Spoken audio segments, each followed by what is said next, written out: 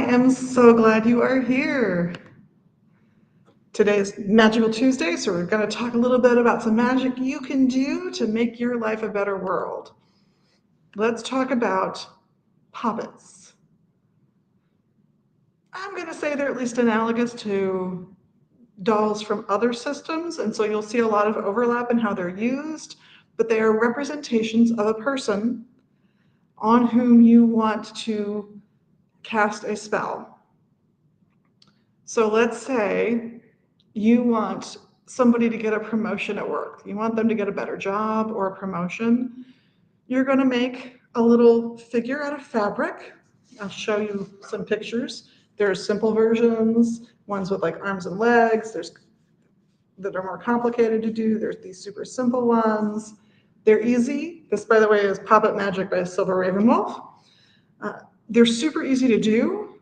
Doesn't require any fine stitching, a quick based stitch, which is a pretty large stitch pattern because they aren't meant to last forever. Now, if you want to make a poppet, say for yourself, that you want to use again and again and again, take more time, make the stitches finer, use a machine if you have one, just make it a little bit more sturdy.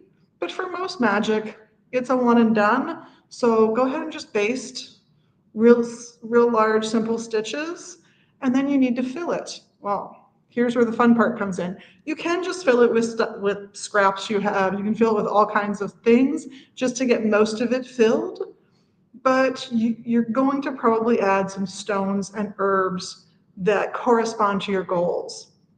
So let's say you're looking for somebody to gain more prosperity and wealth. Maybe they're going for that promotion or a new job, and you just want to give them a little boost. It can be you too, remember. You're going to put things like cinnamon sticks and spearmint for getting through the interview really well, to sweeten their speech so they're more attractive to the person listening. Sorry, my glasses are smudgy. You're going to fill it with things that fit and suit what they're doing. A stone for traveling, perhaps, if they're moving up the corporate ladder, right? If you're looking for love, let's say that you are in a stable relationship, maybe you're married or have a long-term partner of some kind or partners, but you feel like the romance is ebbing. You'll make a poppet and you'll put in lots of things that you might put in for finding love. You might put in roses, you might put in jasmine, you might put in, hey, horny goatweed. Let's get to the point here, right? But if it's a long-term relationship, maybe you add something that reminds them about their vows. Rosemary has been used for that traditionally. You will find yarrow used, it's called thousand seal. I'd say that's a little harsher, so make your judgment call there as to which level of reminder you think you need for the magic you're working.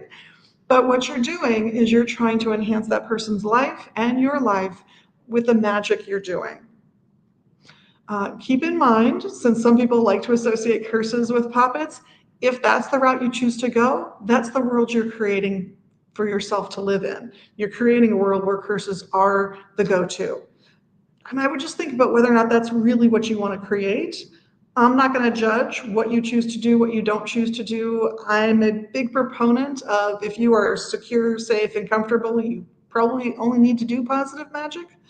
If you are not secure, safe, comfortable, you don't have food, clothing, shelter, you might have the survival urge to do something negative to make sure you're creating space for yourself. I'm going to suggest that's not always the best choice, but I'm also not going to hold it against you if you're, watching your kid not get the medical care they need to survive, and you're watching somebody else's kid who is getting it. Fairness in the world matters. And culturally, ethics have, when you look at it all, have taken that tone of really depends on how many people are starving to death in that society. It really depends how many people are dying needlessly in that society as to how negative the magic goes, how protective the magic gets.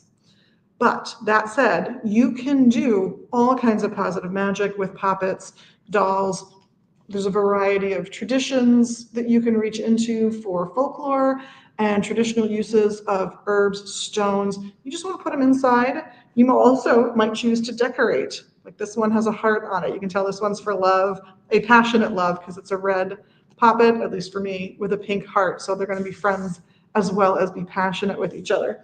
So choose your fabrics if you want by color. Choose even the buttons you use for eyes, if you choose to put eyes on them. Everything you choose can be deliberately chosen with magical intent, using color magic, stone magic, herb magic, all of these things combined to make beautiful pieces of folk art, genuine art pieces, soft sculptures that, if they're well made, you can keep and reuse forever. And just know that you've rewarded yourself with the beauty of those objects when you've done something good for someone and it's worked out for everybody involved. Well, whirlwind of things today. Lots of info. This is still Liz at Magus Books and Herbs in Minneapolis and at magusbooks.com. And the staff and I all just love it and really, really appreciate your views, your likes, your subscribes, your shares, all of the magical things you can do. Thank you so much, and blessed be.